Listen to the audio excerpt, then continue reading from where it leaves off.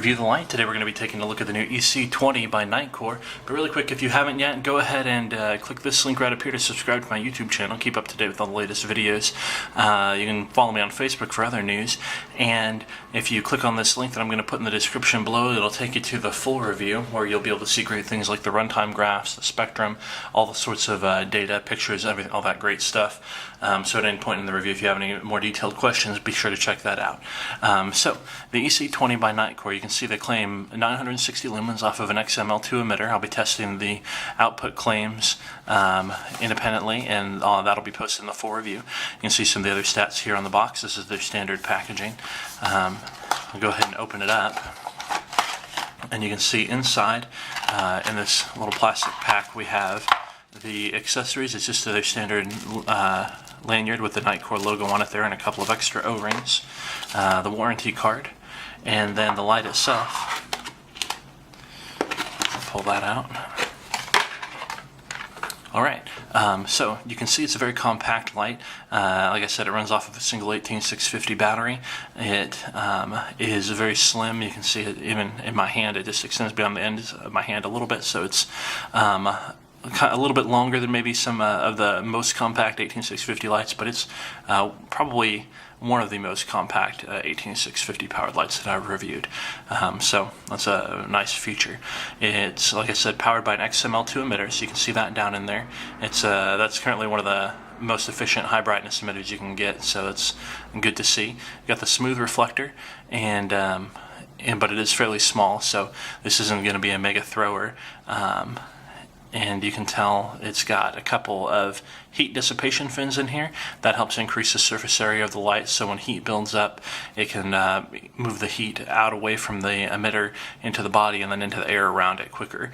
Now, this is still a very small light, very compact, so it's not going to be able to run at the maximum brightness for very long. I think about 5 minutes is what the manual says that it'll run before it will automatically step down so that it doesn't overheat. And you can check that again in the full review. You can see the runtime graph. So it's completely controlled by this single side switch right here. You may have seen that if you're familiar with Nitecore's lights, this is very similar to the P12. The main difference between this and the P12 being that this one does not have a rear switch. You can see it's just the flat tail right there. There's no switch. It's just completely controlled by this, where the P12 does have that rear switch and the side switch. So that's going to be the main difference if you have both of them and get to take a look. And I've got some pictures of them side by side in the full review. So like I said, completely controlled by this switch. It says mode on it right there, but it also turns it on and off. And there's a blue LED in there we'll see later. You can see the Nitecore logo on the one side, EC20 model name on the other. And again, the tail cap is just completely flat. It does a great stable tail stand all by itself there, so that's nice. And it's got a spot where you a design so that you can put the lanyard and attach the lanyard here and still be able to do that tail stand because it's got that notch there, so that's great. We'll go ahead and open it up and take a look inside.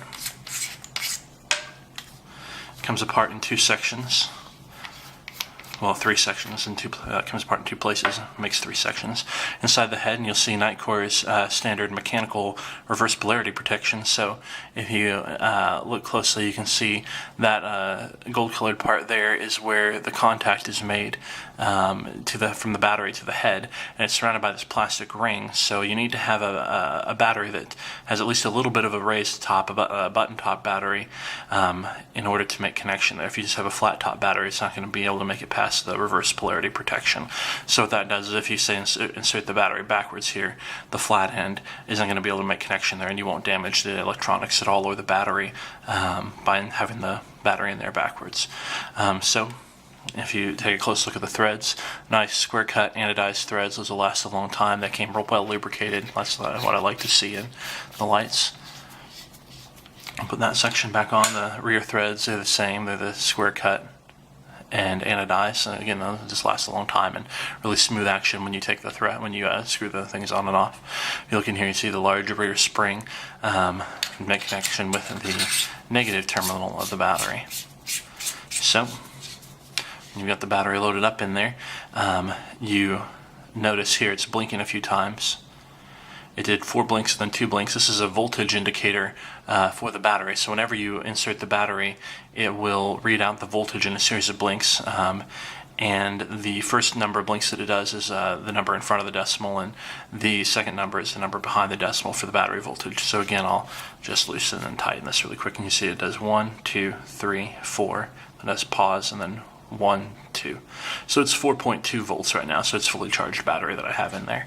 So that's a good way, anytime you need to check your battery voltage, you can just loosen and tighten the tail cap and check it out. That's a great feature. Anyway, so to turn it on, you just give it a single click, and you can see not much. It looked like it happened because it came on in its lowest mode. It's moonlight mode, I believe they call it, and it says that this is about 1 lumen, and that matches with what I've measured.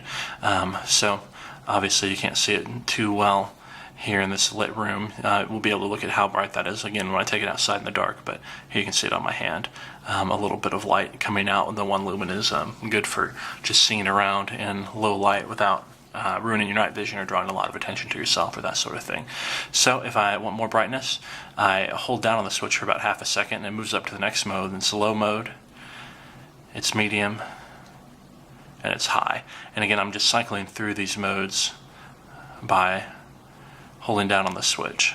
My camera's auto brightness can't quite keep up with me here, but you can see that's a pretty bright beam when on the high. So this does have, I'll get to a better picture of it here so you can see a little bit better, a very definite hot spot by the smooth transition out into the spill region. So the spill region isn't too wide, it's a fairly narrow beam, and but just like I said, a very smooth transition. I don't see a lot of beam artifacts or anything like that.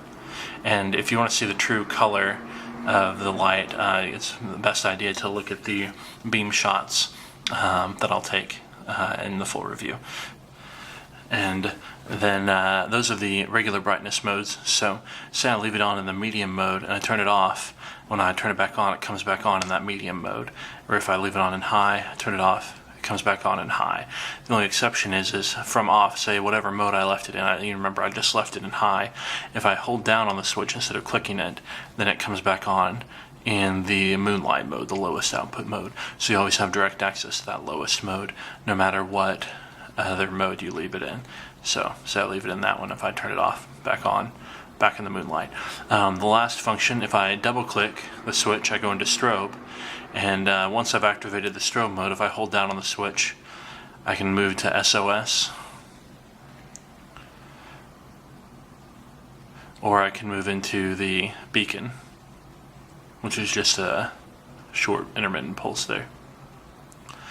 So that I have the strobe, SOS, and beacon available as special modes from double clicking, and from there just a regular click will turn it off, and those modes are not memorized, so it comes back on in whatever regular brightness mode I used last after that. So that's the function of the Nitecore EC20. Stick around for just a second and we will take it outside and give it a shot in the dark. Alright, we've got the Nitecore EC20 out here in the backyard, so we're going to go ahead and fire it up really quick. I'll show you again the blinking of the switch. There's a 4 and a 2, so we're at 4.2 volts fully charged battery. That's great. So I'll go ahead and fire it up, and you can see here we've got the lowest mode. It's pretty dim. Depending on the brightness settings on your monitor, you may or may not be able to tell where the beam is, but you can see it there kind of on the side. I will quickly point the camera a bit to the ground, so here we are looking at the ground, and even there you can see it's pretty dim. So we're going back up. So the next mode, you can see that's a big jump up to the next mode here, so obviously now a lot more coverage. You can still see the central hotspot there with the smooth transition out into the flood, and not an extremely wide beam, kind of a narrow beam. It goes out to about here, so you can tell it's a little bit of a narrow beam, so it's fairly well focused. And I'll move up to the next mode. Here's the medium mode, and by now you can see pretty much whatever you want for quite some distance. So look around here, you can see that little pathway area there. Look up into this tree. Even on the medium mode, you can see I got plenty of light to see up into the tree. But then if I want to bump it up into the high, there you can see that's very bright, very well-defined hotspot, but still that smooth transition out. And Again, the fairly narrow beam, but definitely enough spill to see your general area around you. And then, depending on your brightness, you may be able to see some of the moisture in the air, which is kind of fun.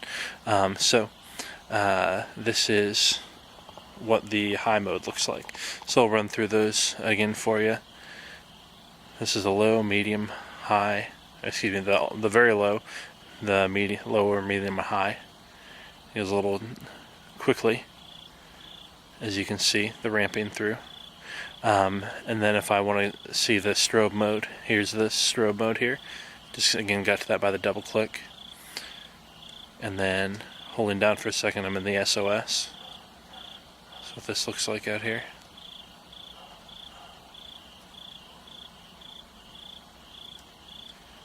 And then, oops.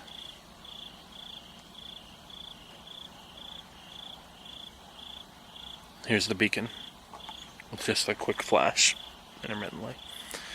And then back to the regular. So this is the Nitecore EC20. Again, if you haven't yet, go ahead and click this link right up here to follow me on Facebook, this one over here to follow me on YouTube, and keep up to date with the latest reviews. Thanks, and have a great night.